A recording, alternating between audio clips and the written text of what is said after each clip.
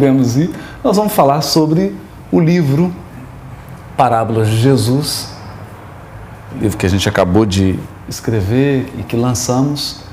E no primeiro capítulo desse livro, nós convidamos a todos a fazer uma viagem para fora da Terra. Um convite a mudar a nossa perspectiva de nós mesmos, da vida, da própria evolução espiritual, olhando de longe. Esse é o convite. O primeiro capítulo chama-se Visão Cósmica. E por que nós fizemos esse convite? Pode passar. Porque, segundo a ciência oficial, os dados que ela tem hoje, estima-se que em nosso universo conhecido existam mais de 200 bilhões de galáxias. Em cada galáxia calculam aproximadamente 100 bilhões de sóis. E cada sol carrega o seu conjunto de planetas. Quando nós pensamos nisso, somos obrigados a abandonar aquela ideia de um Deus de um bairro, de um Deus de uma língua, de um Deus de uma raça, de um povo, de um Deus de uma religião específica, e recebemos um convite para pensar num Deus das galáxias, num Deus do universo infinito. E é essa visão de Deus que a doutrina espírita proporciona. Porque ela não mostra um Deus particular, mas um Deus universal. E também nos coloca numa posição de relatividade. Tudo que nós alcançamos, todos os talentos que nós possuímos, as nossas afeições, patrimônio, etc., etc., posição social, ficam reduzidos a um grão de areia, diante dessa imensidade que é a criação divina, para falar apenas do aspecto material. Esse é apenas o universo material.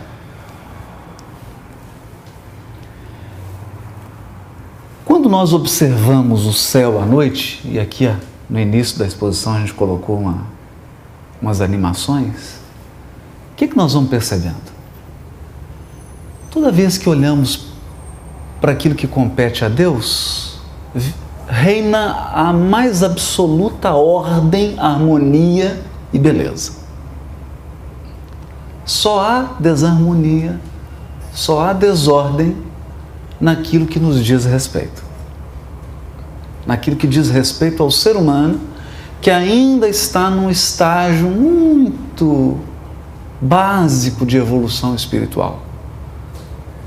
Nós poderíamos dizer que espiritualmente somos ainda crianças ensaiando os primeiros passos quando comparamos as nossas aquisições com as aquisições dos espíritos superiores.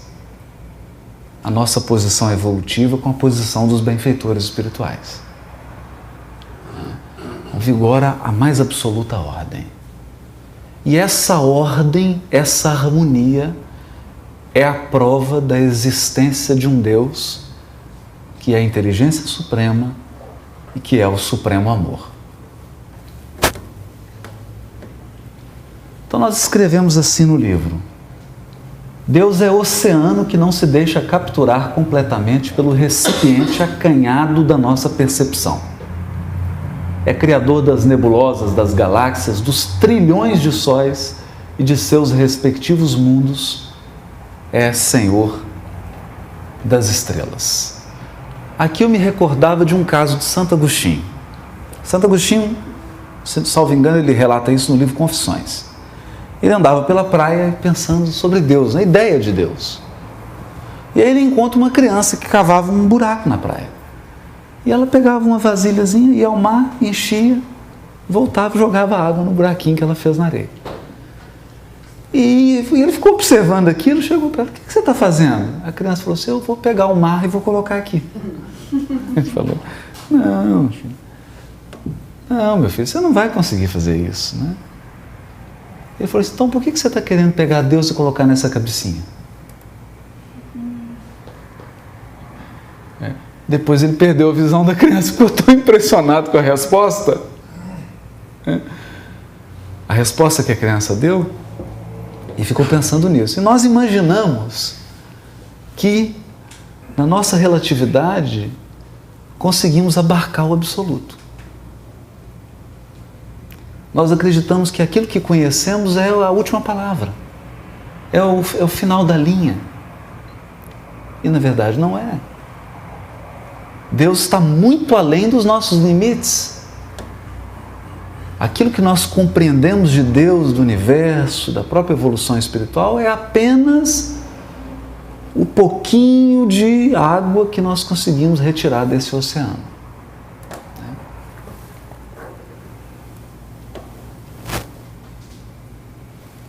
E quando pensamos na criação divina, pensamos na família universal, composta pelos habitantes físicos e espirituais deste cosmos infinito, que constitui seu povo, sua descendência, seus herdeiros. Tem uma coisa encantadora que a doutrina espírita nos revela: é o seguinte: ao sermos criados, nós recebemos um prêmio. E esse prêmio se chama imortalidade. Talvez o maior presente que o Criador poderia nos dar. Somos imortais. Imortais. A nossa existência não terá fim. E o melhor ainda, vai sempre melhorar. Vai sempre melhorar. Então essa consciência de que somos seres imortais e não simplesmente organismos biológicos, mas seres espirituais, filhos de um mesmo Deus, e que Deus não é um economista que não sabe a relação de custo e benefício. Ele criou os 200 bilhões de galáxias para habitá-lo com seus filhos, né? Porque a gente imagina que a Terra é o centro do universo e que Deus criou tudo para enfeitar. Seria o maior erro de custo-benefício, né? Porque tem galáxias que nós nem enxergamos, muito mais suntuosas do que a nossa. Não. Isso para falar do universo material, sem entrar em detalhes do universo espiritual. Então nós estamos falando de uma família universal, estamos falando de uma morada universal. Talvez essa seja a característica mais marcante da doutrina espírita. A doutrina espírita chega num momento de maturidade intelectual da humanidade e faz um convite para que a humanidade comece a pensar de maneira cósmica. Amplie o seu sentimento, amplie o seu raciocínio e passe a enxergar a beleza dessa criação infinita e a grandeza desse Deus.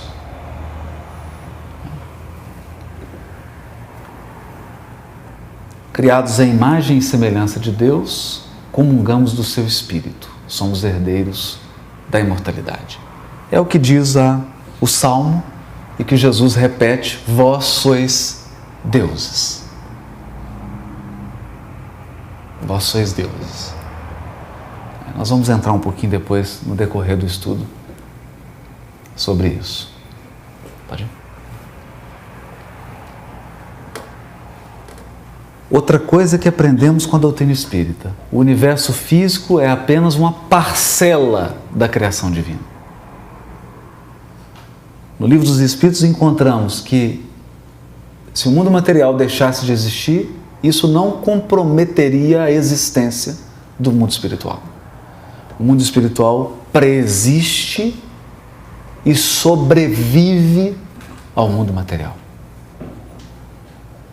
O universo físico, tal qual nós o conhecemos, também é um organismo que nasce, cresce, amadurece e morre.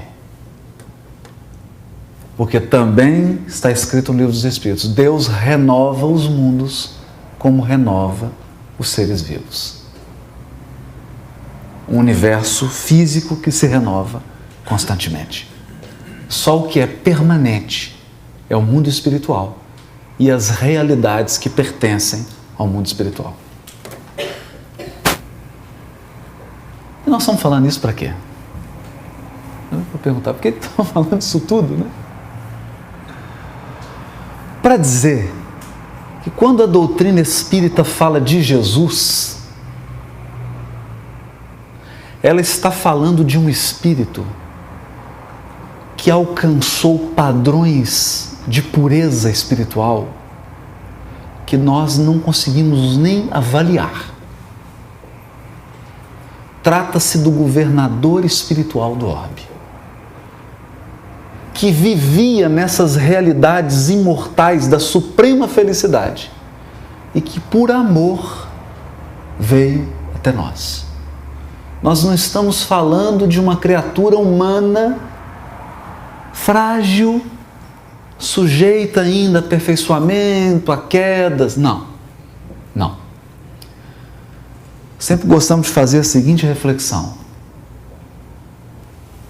Faça um catálogo de todos os defeitos que você tem hoje. Fala uma lista. Imagina 1000 anos atrás. Imagine-se há 1 milhão de anos atrás. Mas como você era? Há 1 milhão de anos atrás. Há 1 bilhão de anos atrás. Começa a assustar. Pois bem, há 4,5 bilhões de anos atrás, Jesus já era um Cristo. Então, é desse Jesus que a doutrina espírita fala. É esse Jesus que a doutrina espírita apresenta para a humanidade. Um irmão muito mais velho, que está muito à frente na evolução, que tem uma experiência grandiosamente mais vasta do que a nossa, que tem um relacionamento com Deus e uma compreensão da lei divina que nós sequer conseguimos dimensionar. E esse irmão veio até nós para nos ensinar algo. Mas, ao pisar na terra, sujeitou-se às limitações que são características nossas. E a maior delas, talvez, é a limitação da linguagem. Jesus poderia ter falado língua dos anjos, poderia ter conversado só pelo pensamento, mas muitos teriam dificuldade de entender. Então ele precisou utilizar a linguagem humana. E como que os linguistas definem hoje a linguagem? Definem a linguagem como uma habilidade. Uma habilidade de comunicar-se, de interagir, de raciocinar por meio de símbolos. Essa habilidade que, por exemplo, nossos irmãos inferiores, que estão ainda no estágio, não têm. Não tem. E a linguagem tem todas as suas tramas, todas as suas armadilhas e também as suas limitações. Entender que no ensino de Jesus há um invólucro, há uma embalagem que é a linguagem. E há um conteúdo que é divino, que é espiritual. Se nós não conseguirmos abrir essa embalagem, não teremos acesso ao conteúdo espiritual. Era isso que a gente queria. O que é que os linguistas dizem hoje? Eles adoram essa frase. Todo dizer é um fazer. Entendem a linguagem como uma ação. Dizer algo é fazer. Você pode destruir alguém com as palavras. E você pode construir coisas lindas com as palavras. A linguagem é uma ação. Não é só pegar isso aqui, levar para lá, voltar para cá, que representa uma ação. Porque nós encarnados, às vezes, temos a ilusão de imaginar que a ação é deslocar objetos materiais. Eu vou fazer uma ação, peguei o carro aqui e fui para casa. Não sei se você levou o seu corpo e o carro para casa. A ação não é isso. Apenas. Quando eu digo uma palavra de encorajamento, de fé, de consolo para alguém, estou agindo. E aqui nós precisamos abrir um parêntese. Se a linguagem é uma habilidade, com Jesus, a linguagem é elevada ao mais alto nível que a Terra já viu. Jesus elevou a linguagem a um padrão totalmente espiritual. A sua palavra é sempre construção e edificação espiritual. Jesus nunca usou a palavra que não fosse por um objetivo nobre. Nele, a linguagem atinge 100% do potencial que ela pode atingir. E é isso que nós vamos ver rapidinho. Bom, essa parte pode passar, é uma parte mais técnica, né, que a gente colocou para dizer o seguinte, que a linguagem é social, a linguagem não é individual. Não adianta você criar uma língua que só você fale, que você não vai conseguir comunicar com ninguém.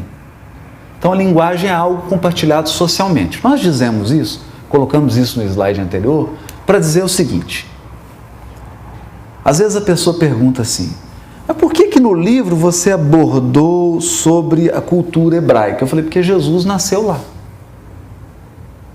Se ele tivesse nascido na China, nós teríamos que estudar a cultura chinesa. Se tivesse nascido no Himalaia, nós teríamos que estudar a cultura e a linguagem do Himalaia. Então é importante dizer que quando Jesus fala alguma coisa, ele se vale da cultura do local onde ele nasceu. Da cultura das pessoas com quem eles estavam se comunicando. É esse o sentido. A linguagem não é propriedade de um indivíduo. Ela é algo que é compartilhado entre as pessoas. Nós herdamos, quando nascemos, uma cultura pronta, uma linguagem pronta e damos a nossa contribuição a ela. No ensino oral de Jesus, a palavra humana atinge o fulgor celeste. Parábolas, metáforas, enigmas, provérbios, toda sorte de linguagem figurada, pronunciada ao embalo da antiga poesia hebraica, cheia de ritmo e sonoridade. Eis a forma. Forma. Quando eu comecei a estudar essa questão das parábolas, dos ensinos de Jesus no Evangelho, o que eu percebi? E já tem uma pesquisa sobre isso. A linguagem de Jesus era toda em ritmo. Ela era ritmada. Isso qualquer pessoa que lê assim com um pouquinho de atenção vai perceber. Os últimos serão os primeiros serão os últimos. Quem com ferro fere, com ferro será ferido. Tem uma estrutura, tem uma forma isso. Que forma é essa? É a forma da poesia da cultura hebraica, que está nos Salmos, em outros textos do Velho Testamento. Jesus utilizou essa forma e mais do que isso. Todo o ensino dele é composto em ritmos. Então você tem ritmo de 2, de 3, de 4. E para cada tipo de ensino ele usava um ritmo diferente. Há uma profunda pedagogia nisso. E alguns estudiosos, inclusive aqui dos Estados Unidos, estão pesquisando muito isso. Porque eles já perceberam que quando Jesus advertia, ele usava o ritmo binário. Quando ele queria consolar, ele usava o ritmo de 4 acentos. É sensacional isso. É um mestre completo. Mas essa é a forma. Essa é a forma. Da onde ele tirava elemento para compor seus ensinos? O material da sua prédica é retirado invariavelmente do cotidiano. Não é demais dizer que nos ensinamentos de Jesus o cotidiano foi iluminado pelo mais puro olhar, por uma perspectiva tão espiritual e tão ampla que abriu os olhos dos cegos. Esse é o material. Todos os ensinos de Jesus são retirados do cotidiano das pessoas que ele estava ensinando. Falava com agricultores, ensinava a parábola. Eis que o semeador saiu a semear. Um homem semeou boa semente no seu campo. Sempre adaptava, tirando do cotidiano.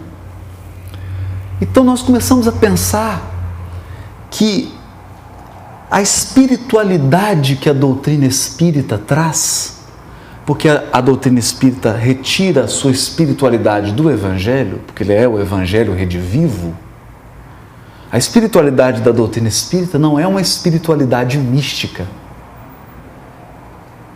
Porque o místico puro, o místico exagerado, ele quer retirar o divino apenas no transcendente. Tudo que é belo, que é espiritual, está muito longe.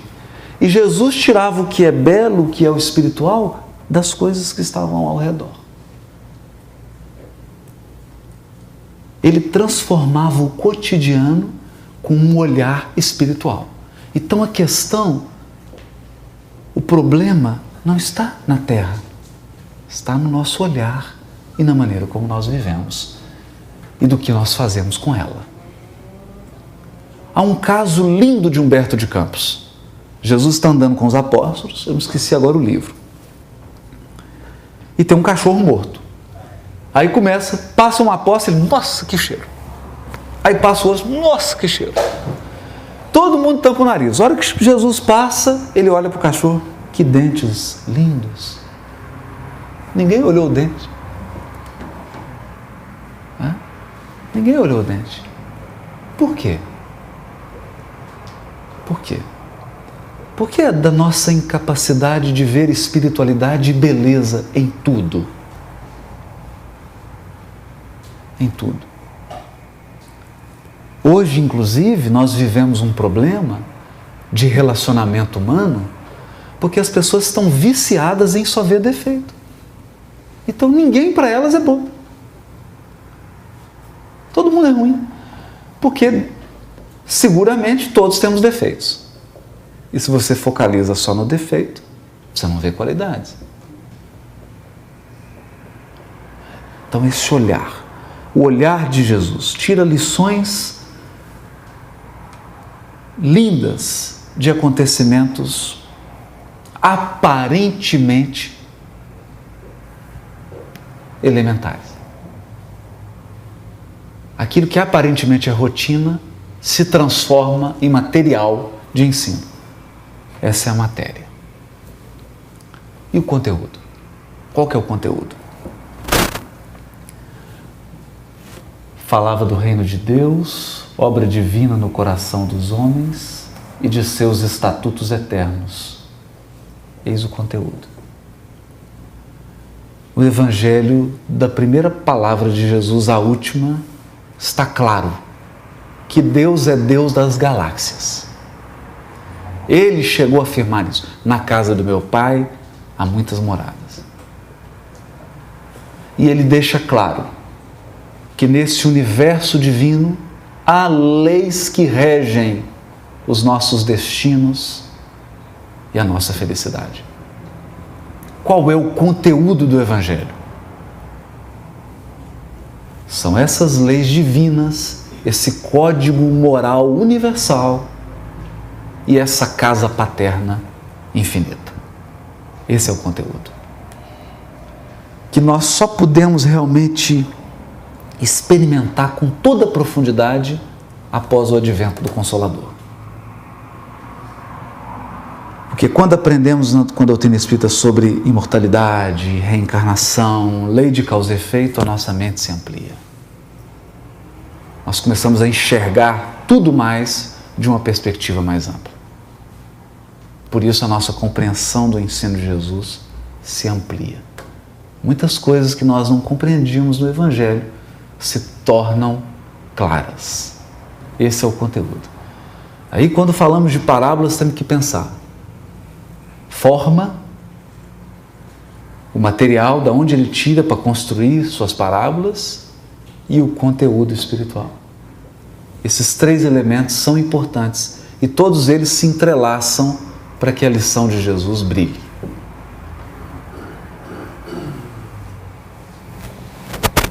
Bom, nós vamos falar de parábolas, então temos que falar de texto e contexto. Imagina uma placa escrito silêncio, como essa. Essa placa está no pé de uma árvore, não sei se está dando para ver, perdida numa floresta qualquer. Primeira coisa, um texto pode ser uma palavra. Mas se eu pego essa placa escrita silêncio, no pé de uma árvore, numa floresta qualquer, o que significa isso? Nada. Nada. Mas se eu pego essa placa escrita silêncio e coloco no corredor de um hospital, ela começa a significar algo. Sabe o que ela significa? Respeite o doente. Ela não está só dizendo silêncio.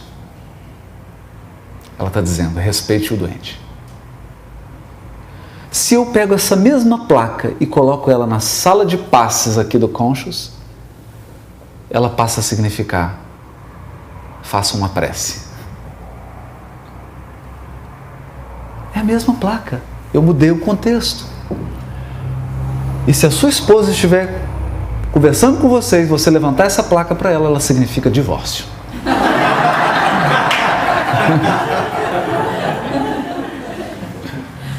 Tem que tomar cuidado com o contexto. Então o contexto define. O contexto define tudo. Quando nós tiramos uma lição de Jesus que está num local, que está num contexto, tiramos dali e começamos a interpretar, você perdeu a referência.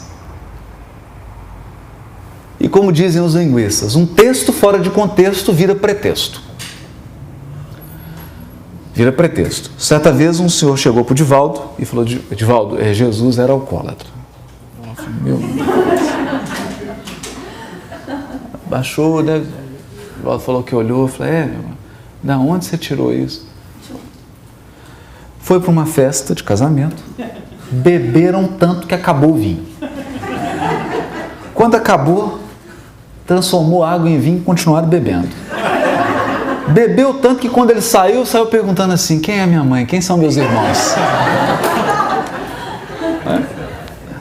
O que é isso? Eu estou misturando ao bel prazer passagens do Evangelho que estão em locais separados e criando o contexto que eu quero. Né? Ou quando eu digo assim: por que Pedro negou Jesus 3 vezes? Porque ele curou a sogra dele. Então, e nós podemos aqui, de uma forma engraçada, mas infelizmente há interpretações trágicas do ensino de Jesus quando nós tiramos o contexto.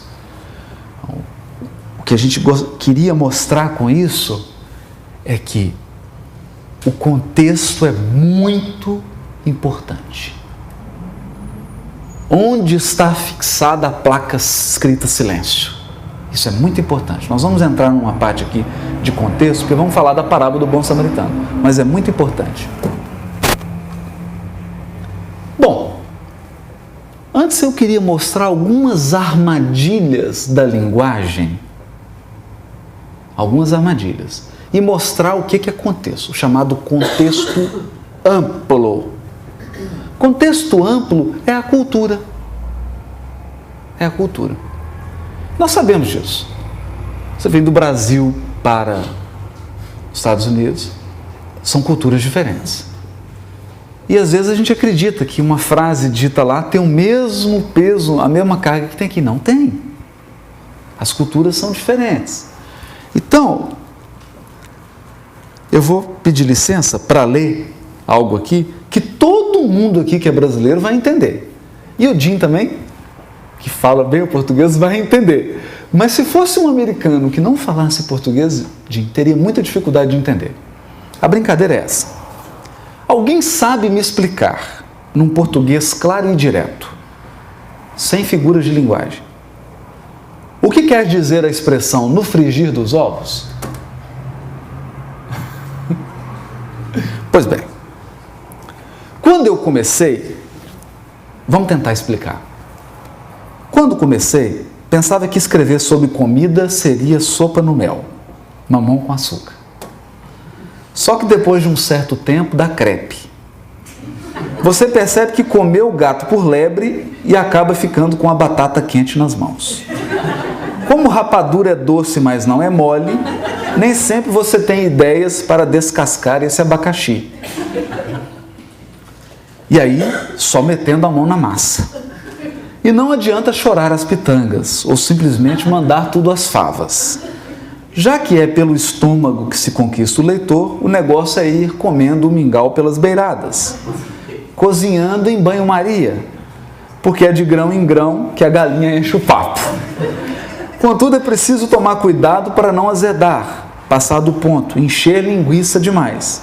Além disso, deve-se ter consciência de que é necessário comer o pão que o diabo amassou para vender o seu peixe. Afinal, não se faz uma boa omelete sem antes quebrar os ovos. Explica isso para um americano nativo. Todo mundo aqui entendeu. Por quê? Porque tem uma cultura por trás. Acontece que a cultura em que Jesus nasceu não é a nossa. Não é a nossa. E mais ainda, é uma cultura de 2000 anos atrás. Uma cultura oriental, 2000 anos atrás. Para entender certas frases de Jesus, ou certas frases que estão no Evangelho, nós temos que romper o que os estudiosos chamam de o abismo cultural. Eu tenho que ir fazer uma viagem, ir até a cultura na qual Jesus ensinou o Evangelho. Esse é o desafio. Esse é o desafio. Então há coisas curiosas. Por exemplo, Jesus falava aramaico. Aramaico do Tiberíades. Isso hoje está confirmado e já estava, antes dos especialistas confirmarem, já estava no livro há 2000 anos, por Emmanuel. Tem uma coisa, isso todo mundo já sabe, mas é muito curioso, é interessante isso. Em aramaico, a linha, aquela linha que você põe na agulha, e camelo é a mesma palavra. É a mesma palavra. Então as pessoas chamavam bricate, um ditado popular. Isso é mais difícil do que passar um camelo na agulha. Era um trocadilho. Trocadilho. É a mesma palavra.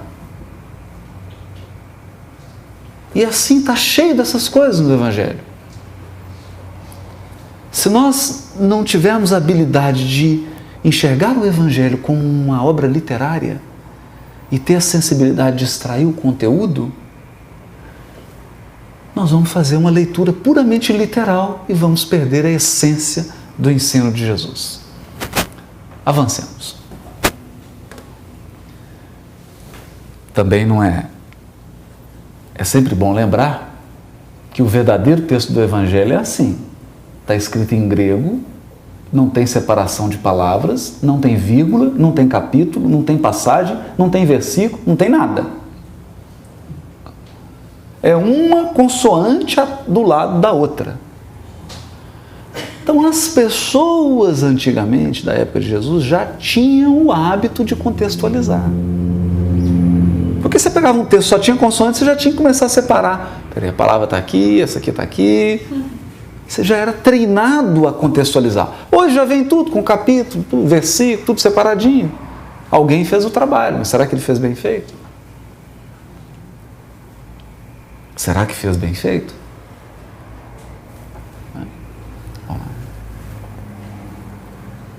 Não, essa pode pular, essa.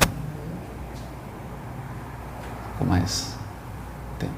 Bom, aqui é simples, bem simplesinho, vamos passar isso rápido, né? Parábola em grego significa comparação. Parábola, vem do verbo parabolein, que é colocar do lado. Colocar ao lado de, é uma comparação. Mas esse é o conceito grego. Essa é a palavra grega que traduz outra do aramaico, que é a palavra, pode passar, a palavra machal ou matilá. Para resumir, não vamos ficar nisso, isso aqui é só quando tem mais tempo, a gente entra mais, mas no livro isso está bem desenvolvido. A ideia aqui é o seguinte: machal é linguagem figurada. Nós, às vezes, temos a impressão, é muito comum as pessoas acreditarem que parábolas são histórias contadas por Jesus. Não. Não. Parábola não é só isso. Não é. 98% do ensino de Jesus está em forma de parábola. Porque machal é tudo quanto é linguagem figurada. Então, quando Jesus diz assim, vós sois o sal da terra, é uma parábola. Vós sois a luz do mundo, é uma parábola. E nesse universo de parábolas existem as parábolas histórias. São 42. 42 parábolas histórias. Mas existem outras. Então não podemos desprezar outras. Nós tratamos aqui das parábolas histórias, mas não esquecendo que o resto é parábola. Isso é importante dizer, porque ano passado eu estava em Goiás, participando de um congresso, e falávamos sobre Apocalipse. E uma senhora me procurou e falou assim, olha, eu estou muito angustiada. Eu falei, o que foi? É porque minha nora está grávida. Eu falei, mas por quê, né? Não, porque eu li no Evangelho assim, mas ai das grávidas naquele dia. Aí nós tivemos que... Falei, você tem um pouquinho de tempo? Aí começamos lá na visão cósmica, nesse estudo que até agora, para explicar o quê? Isso é linguagem figurada, isso é parábola. Essa fala de Jesus é parábola, linguagem figurada. Você não pode interpretar ao pé da letra. Lembrando também que letra não tem pé. Vamos passar. Bom, nesse tempo que nós temos, vamos ver um pouquinho, um pedacinho de uma parábola. Parábola do bom samaritano. Até quantos minutos? Não. Ah, então. Bom, a placa, a luz acendeu, pode tirar o cinto, agora já passou a turbulência. Bom, isso. Vamos falar então um pouquinho da parábola do samaritano, para a gente perceber uma coisa muito bonita na parábola do bom samaritano. E vocês já viram quando você faz uma brincadeira com alguém que você ama muito? Você compra um presente pequeno e valioso, né? Um iPod, por exemplo. E coloca numa caixinha pequenininha. Aí você vem e coloca numa caixa maior. Coloca numa caixa maior. Coloca numa maior. Aí a pessoa abre a grande, tem outra. Abre, tem outra. Abre, até chegar na caixinha pequena. A parábola do bom samaritano é uma caixinha pequena que está dentro de várias outras. Essas várias outras caixas nós vamos chamar de contexto. E nós vamos abrir hoje essas caixas, vocês querem? Ou deixa fechado? Pode abrir. Vamos abrir para entender uma frase de Emmanuel no livro A Caminho da Luz. Emmanuel diz assim, que logo após a partida de Jesus está no capítulo chamado Cristianismo, no livro A Caminho da Luz. formaram-se comunidades junto aos apóstolos. Então, junto de Simão Pedro e Tiago, formou uma comunidade. Junto de Filipe, dos apóstolos, de João Evangelista, lá em Éfeso. Por quê? Porque eles eram memória viva. Imagina você conversando com Simão Pedro e ele te contando os 3 anos que Jesus morou na casa dele. É conversa que não acaba mais. Imagina. Então eles eram uma fonte inesgotável de casos. E as pessoas, evidentemente, adoravam ficar ao lado deles. Mas aí diz Emmanuel que a espiritualidade superior, nós falamos superior mesmo, ele fala, os cooperadores do Cristo decidiram fixar definitivamente os textos. Olha, fixar definitivamente os textos, porque já tinha textos esparsos. Falei, não, agora vamos agrupar isso, vamos fazer texto. E vieram esses espíritos para junto dos apóstolos e de alguns cooperadores mais diretos e começou-se o processo de redação dos textos que nós temos hoje. Isso significa que, embora esses textos tenham sido escritos por pessoas humanas como nós, eles contaram com inspiração de espíritos angélicos. Então, muita calma nessa hora. Tem belezas aqui maravilhosas. Uma delas nós temos que entender, que é aquela invertido. Jesus utiliza muito esse padrão de poesia. Os últimos serão os primeiros serão os últimos. Forma um X. Carlos Drummond de Andrade, o poeta mineiro, usou isso. No meio do caminho tinha uma pedra. Tinha uma pedra no meio do caminho. Você faz essa inversão e está cheio disso. Está cheio. De onde que está isso? Onde que eles tiraram inspiração para escrever assim? Pode falar. Salmo, por exemplo. Quem subirá ao monte de Deus? Quem ficará de pé no seu lugar santo? A segunda frase está repetindo a primeira com palavras diferentes. Pois ele quebrou portas de bronze e trancas de ferro despedaçou. É a mesma ideia. É a mesma ideia, só que está invertido, está paralelo.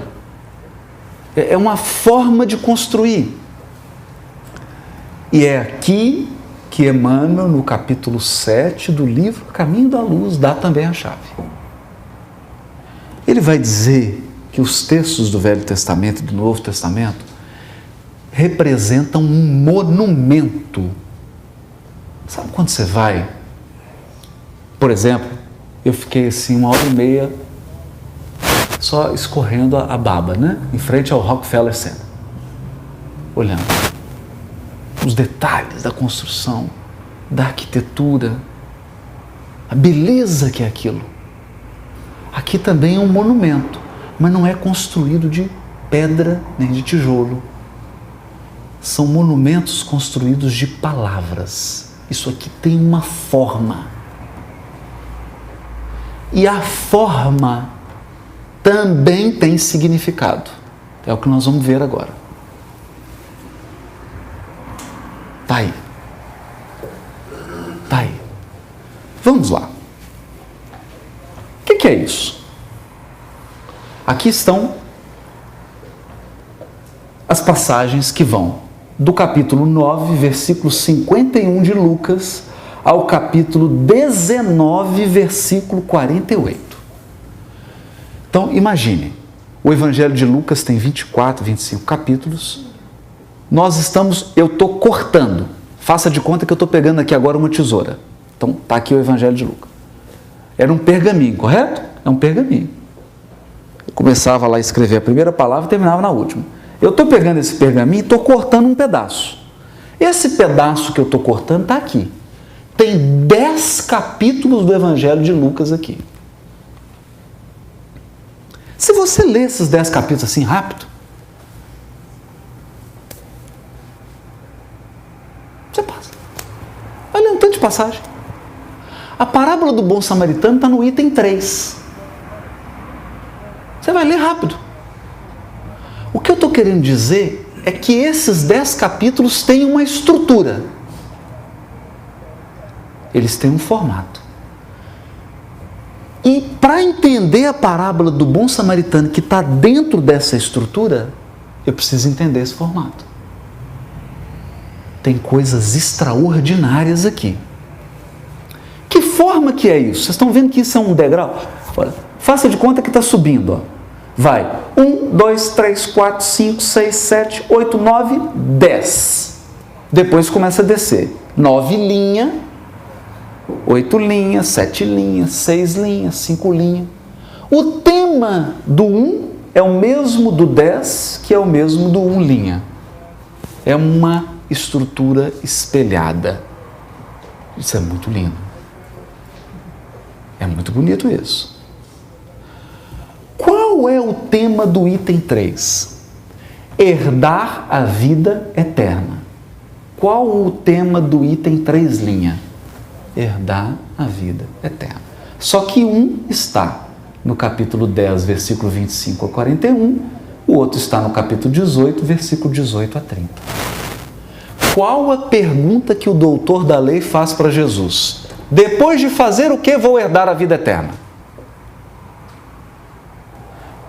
Vocês acham que isso é por acaso? Não é. Não é por acaso. Bom, quem é o bom moço da parábola? Me ajudem. Quem que é o que fez que foi o modelo na parábola do bom samaritano? É um samaritano. Jesus escolheu um samaritano, não é? Será que foi por acaso? Será que foi por acaso? No livro a gente explora isso aqui, no capítulo 6 e no capítulo 7. A questão é a seguinte, lá no capítulo 9, Jesus chega para os apóstolos e fala assim, preciso subir a Jerusalém, passando pela Samaria. Por que subir a Jerusalém? Porque na época, todo homem tinha que peregrinar para Jerusalém 3 vezes por ano. Na Páscoa, Pentecostes e Festa das Tendas. Eram chamadas festas da peregrinação. Jerusalém, que tinha mais ou menos 100 mil habitantes, ficava com 1 milhão, 1 milhão e 500 habitantes. Todos os homens peregrinavam, só os homens tinham obrigação de ir. As mulheres acompanhavam, mas que ele tinha que ir lá no templo. E o que ele tinha que fazer em Jerusalém? Ele tinha que subir a escadaria do templo, oferecer uma oferta, porque essa oferta, segundo a cultura deles, representava que você estava se apresentando a Deus. Você estava dizendo assim, Deus, eu estou aqui, está me vendo? Sou eu. Depois você voltava para casa. Isso era uma obrigação religiosa. Séria, precisava ser cumprida isso. Essa obrigação religiosa. Jesus, então, convida os apóstolos para cumprir a obrigação religiosa. O que os apóstolos não sabiam é que nessa Páscoa ele seria crucificado. Ele estava indo para a crucificação. Tem mais coisas nisso, mas eu vou pegar só... No livro tem mais coisas, mas vou pegar só os aspectos essenciais. Então, um pedido para ir a Jerusalém, no item 10, chega a Jerusalém, depois volta para casa com Jerusalém dentro de você. Olha, você tem a intenção de ir para Jerusalém, vai até lá e você volta com ela dentro de você. Por isso que ela está no 1, no 10 e no 1 de novo. Essa é a ideia. Por que Samaria? O povo hebreu era dividido em 10 estados. Sabe quando tem Rio Grande do Sul, Minas Gerais, São Paulo? Né? Era dividido em 10, em 12. Só que eles brigaram. Os 10 estados do norte se separaram, fundaram uma capital na Samaria. E os 2 estados do sul fundaram a capital em Jerusalém. Então o país foi dividido. O povo que era hebreu se dividiu. Os do sul passaram a ser chamados judeus, por causa da tribo de Judá, e os do norte passaram a ser chamados samaritanos. E começaram a brigar e virar inimigo. Engraçado isso, né? Dois irmãos que brigaram. Quantas tribos tem no norte, cuja capital é Samaria? 10. Qual que é o número dos samaritanos? 10. Será que é por acaso que essa estrutura tem 10? Então vamos lá. Lá no início, Jesus chega para os apóstolos e fala assim: preciso ir a Jerusalém. Falou: vamos embora, você está na Galileia, só quer ir pela sombra, nas margens do Jordão, com a brisa, tomando uma aguinha fresca, que era o caminho mais rápido e o mais confortável. Ele: não, eu quero ir pelo mais difícil, passando pela Samaria. Por quê? Aí os apóstolos falaram: o senhor quer? Vamos passar então. Só que nós vamos na frente para conseguir hospedagem. E foi João Evangelista e Tiago. Chegaram lá e falaram: nós somos discípulos de Jesus, estamos indo para Jerusalém, queríamos achar hospedagem. Como é que é? Vocês são judeus? Indo para Jerusalém? Não tem lugar. Não conseguiram nenhum lugar para Jesus se hospedar. Está lá no capítulo 9 de Lucas, depois vocês leem. O João Evangelista, gente, fica tão nervoso. Está lá no versículo 55. Que ele fala para Jesus assim: mestre, nenhum samaritano quis nos acolher. Só podia fazer descer fogo do céu e matar todos eles. Ficou bravo. Matar os samaritanos. Aí Jesus fala para ele assim: o Filho do Homem não veio para matar, mas para salvar vidas. E depois, quando ele conta a parábola, qual que é a parábola que ele conta? Engraçado isso, né? Mas não foram os samaritanos que não quiseram receber eles? E Jesus conta uma parábola do bom samaritano? Será que ele não está ensinando aí que a gente não pode generalizar, né? Imaginar que as nossas experiências negativas são regra geral? Será que ele não está querendo ensinar aí o amor ao inimigo? Então, essa estrutura não é gratuita. Pode passar a próxima. Ela tem um sentido. Ela tem um sentido. Bom, evidentemente, nós não viemos hoje no Conscious para fazer um seminário de 8 horas sobre isso, que daria para fazer. Cada degrau desse é um elemento. Olha, vocês querem ver que coisa linda? Jesus chega assim e fala: vamos subir para Jerusalém. Segundo a cultura, Jerusalém era o ponto mais alto do planeta. Você podia estar no pico Everest. Se você fosse para Jerusalém, você ia subir. Porque na concepção deles, Jerusalém era o ponto mais alto, porque é onde estava o templo. E o templo era a morada de Deus. Então, onde você estivesse, se fosse para Jerusalém, você estava subindo. Jesus convida. Qual que é o item 2? Segue-me. Ele convida os apóstolos para se mover e começa a andar. Aí começa a aproximar de discípulos. Fala: mestre, eu quero te seguir, mas antes deixa eu enterrar meu pai. Aí ele fala assim: deixai aos mortos enterrar os seus mortos. Fala sobre o seguir. E aí tem uma gradação. Não vamos entrar nisso, que a gente quer comentar sobre a parábola do bom samaritano. Então agora nós vamos fazer um zoom com a câmera no item 3.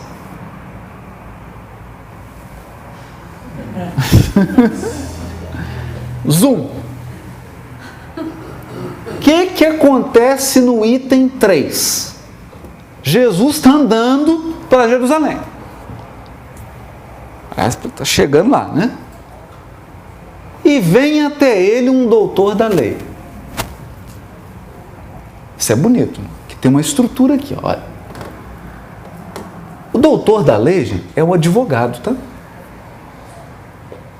doutor da lei é um jurista, é um lawyer. É um especialista em lei.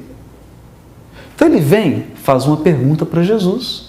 Jesus faz uma pergunta para ele. Ele vem perguntando, Jesus responde com a pergunta. Aí ele responde, aí Jesus dá a resposta. estrutura interessante, né?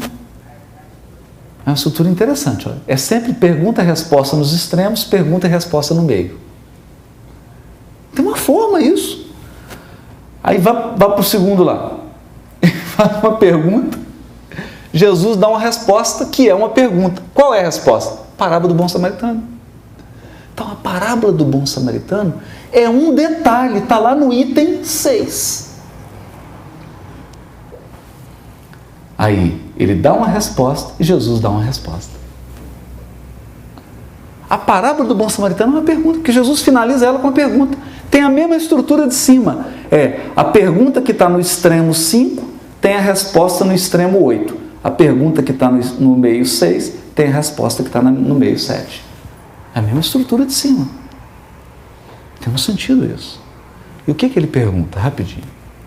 Ele pergunta assim: mestre, depois de fazer o que eu vou herdar a vida eterna? Porque eles acreditavam. Sabe o que eles acreditavam? Parece que eles leram o livro A Gênese de Kardec, mas não tinha sido escrito ainda. Eu garanto. Não tinha sido escrito. Né? Eles acreditavam que quando viesse o Messias, a terra seria uma terra de paz, de amor, de justiça e de fraternidade. Mas que só ficaria aqui justos, só gente boa. Os maus seriam afastados. Essa era a ideia deles. Então, o texto dizia assim: aquele que guardar os meus mandamentos herdará a terra. Isso está lá no Velho Testamento. Como é que eles interpretavam isso? Herdar a terra é herdar a terra de paz do futuro. É permanecer na terra de paz, onde só haverá justos, só haverá pessoas boas. Então vem a pergunta: e o que é uma pessoa boa? O que eu tenho que fazer para ficar? Não é?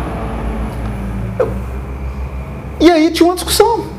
Eu passava o dia discutindo. Não, ó, tem uma lista aqui. Aí vinha um com a lista de 619 itens. Você tem que fazer isso, tem que fazer isso, tem que fazer isso. Eu falei, não, vamos resumir isso aí. Tinha outro que apresentava uma lista de 300, outro apresentava uma lista de 200. Eu tenho isso documentado. Não é brincadeira, não. Isso é verdade. É verdade. E ele achou que ele ia perguntar para Jesus: o que eu tenho que fazer? Jesus ia tirar uma lista. Mas Jesus não faz isso. Porque Jesus não trabalha com receita de bolo, ele trabalha com princípios. Se você aprende um princípio, quando surge uma situação, você raciocina e aplica o princípio. E aí você vai saber o que vai fazer. Não tem regrinha. Não tem regra. Nós temos que exercer a nossa compaixão e a nossa sabedoria para tomar decisões. Senão você vira uma máquina. 3 passos, né? Turn left. Aí vira uma máquina. Então, ele faz essa pergunta para Jesus e Jesus pergunta para ele: o que está escrito na lei? O que está escrito? E aqui é bonito, porque olha só, ele levantou-se para testar Jesus. Nem todo mundo que pergunta quer saber. Não é?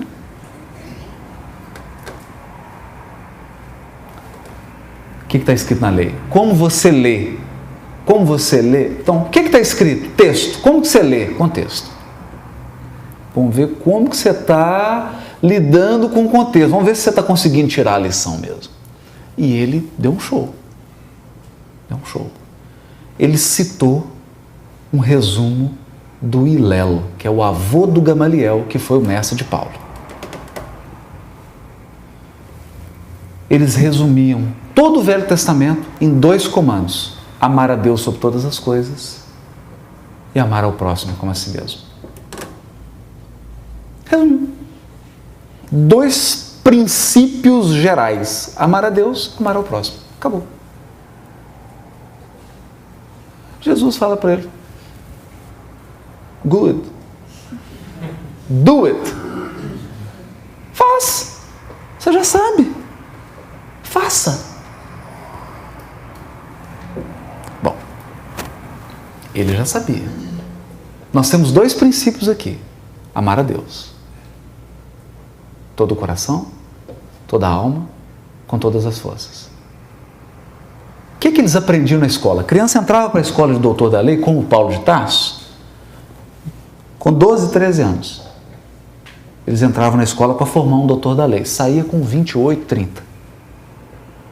O que eles aprendiam lá? Isso eles sabiam. Como é que você ama a Deus? Todo o coração. O que significa amar a Deus de todo o coração? Para o hebreu, no coração está a inteligência e o amor, e o sentimento. A razão e o sentimento estão no coração. Por isso tem aquela passagem de Mateus, Jesus fala assim: não é o que entra pela boca que torna impuro o homem, mas é o que sai. Porque do coração procedem os maus pensamentos. Pensamento ruim do coração? Para eles, a razão não está aqui. Lembrem-se, não era um mundo greco-romano. Para os gregos, o pensamento está aqui, sentimento está aqui. Para eles não. Sentimento e razão está tudo aqui. Então amar a Deus de todo o coração era usar inteligência, razão e sentimento para amar a Deus. Eles sabiam isso. Porque se você ama só com sentimento, você pode ser injusto, ou piegas, ou apaixonado, ou fanático. Se você ama só com a razão, você pode ser frio. Frio. Então Emmanuel tem uma frase bonita, ele diz assim: existem os que apenas raciocinam e os que apenas sentem. Num deserto, um viajor sedento e perdido, se encontra alguém que só sente, é como se ele encontrasse um oásis. Ele mata a sede, mas continua perdido. Se encontra alguém que só raciocina, ele vai aprender a direção, mas vai morrer de sede. Então nós temos que ser ao mesmo tempo o oásis e a placa que indica a direção. Amor e sabedoria. Isso é amar a Deus de todo o coração. Com toda a alma. A alma para eles é corpo e espírito unidos. Então amar de toda a alma é com atos concretos. Com atos concretos. Demonstra com gestos, com ações concretas que você ama. Isso é que é amar de toda a alma. E agora o mais curioso, com todas as forças. O que é isso? Forças. A primeira tradução que existiu, que foi feita desse texto, traduziu forças para o hebraico mamonerra, que é riquezas. Isso mesmo. Forças é com seus bens, colocar todos os seus bens a serviço do amor a Deus, a serviço do bem. Isso é que eles aprendiam. Não é dar os seus bens, é colocar os seus bens para servir o bem. São os 3 níveis do amor: coração, alma, patrimônio. 3.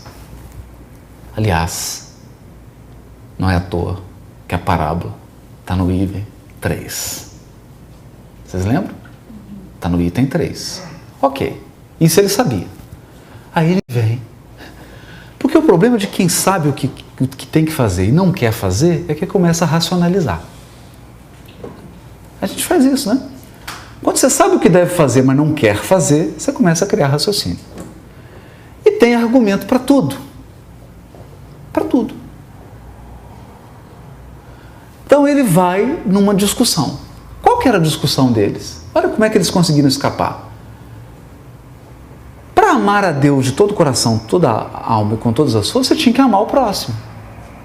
Porque o próximo é filho de Deus. Aí eles discutiam, mas quem que é meu próximo? 2 escolas.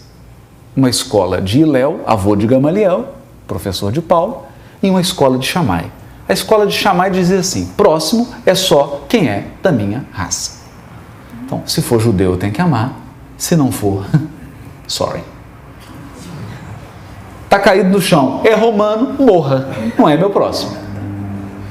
É grego, problema dele. É judeu, vou ajudar. Essa era a ideia.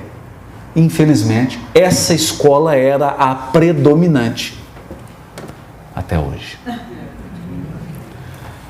Qual que era de Léo? Não, próximo é a humanidade inteira. Então ele vem, como ele viu, Jesus pegou ele, né? Fez uma pergunta e fez outra, ele teve que responder. Jesus faz isso, ele agora você degradado. Então, mas quem é meu próximo? Quem é meu próximo? Então a pessoa está perguntando, quem que é meu próximo? Aí Jesus conta a parábola do bom samaritano. Todo mundo foi para Jerusalém, cumpriu a obrigação religiosa. Aí um homem descia, foi assaltado, espancaram, deixaram ele desfigurado, é o que diz a passagem, nu e inconsciente. E o sacerdote que subiu, desceu, olhou o homem, não está dando para ver a fisionomia, não dá para escutar ele falando, e ele está sem roupa. É meu próximo ou não? Não dava para saber. Não dava para saber. O que ele resolveu fazer? Bom, na dúvida, não é. Na dúvida, não é. E foi embora. Veio o levita. Falou, o quê? O presidente da casa espírita fez, eu sou só um passista. Vou imitar, né? Levita era o ajudante, viu o sacerdote dando exemplo, falou, se ele que é o sacerdote teve dúvida, não vai ser eu. Deixa eu passar também. Isso não é meu próximo. E aí o texto fala uma coisa curiosa. Um samaritano em viagem. Não fala se estava subindo ou se estava descendo. Claro, o samaritano não ia a Jerusalém. Eles não aceitavam o templo de Jerusalém. Ele não ia lá em Jerusalém cumprir obrigação religiosa nenhuma. Ele estava em viagem, estava trabalhando. Ele olhou o homem e sentiu profunda compaixão. Coração. Mas não foi só isso. Ele estava em viagem. E teve que pensar muita coisa. O que eu vou fazer? Como é que eu vou ajudar? Eu posso parar? Eu tenho recurso? Eu vou fazer o quê? Ele está ferido. Eu tenho alguma coisa aqui para limpar a ferida, para passar um anestésico? Eu tenho condição de levar ele até um lugar e deixá-lo? Ou seja, ele moveu-se de compaixão, mas usou também a sabedoria. Amou de todo o coração. Mas ele poderia ter amado de todo o coração e ficar em cima do cavalo, olhando, né? Nossa, que dó. Coitado. Não. Desceu, pegou o vinho que ele tinha, o azeite, limpou a ferida toda do homem, cuidou, passou primeiro o vinho, né? Depois o azeite, que é um anestésico. Fez tudo, atou as feridas, tudo direitinho, colocou o homem em cima do cavalo, foi andando a pé. Essa posição de carregar alguém no cavalo e andar a pé, socialmente falando, é algo constrangedor, porque naquela sociedade da época, quem andava a pé carregando o animal era escravo.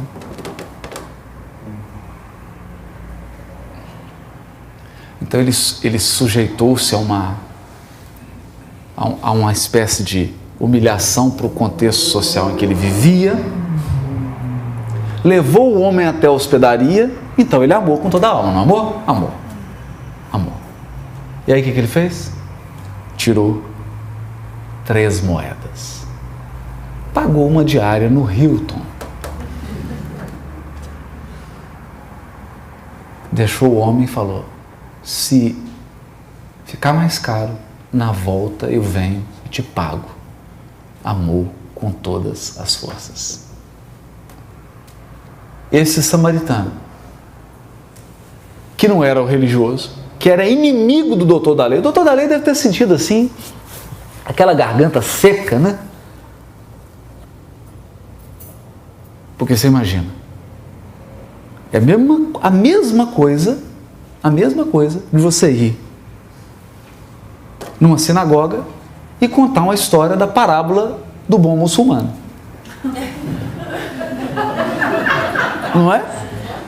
Ou é a mesma coisa você ir na torcida do Flamengo e contar a história da parábola do bom corintiano. A chance de você sair vivo ou de você terminar a história é mínima. E os apóstolos que estavam ouvindo? Eles estavam cansados porque não conseguiram repousar. Porque os samaritanos não quiseram. Jesus conta uma história de bom samaritano.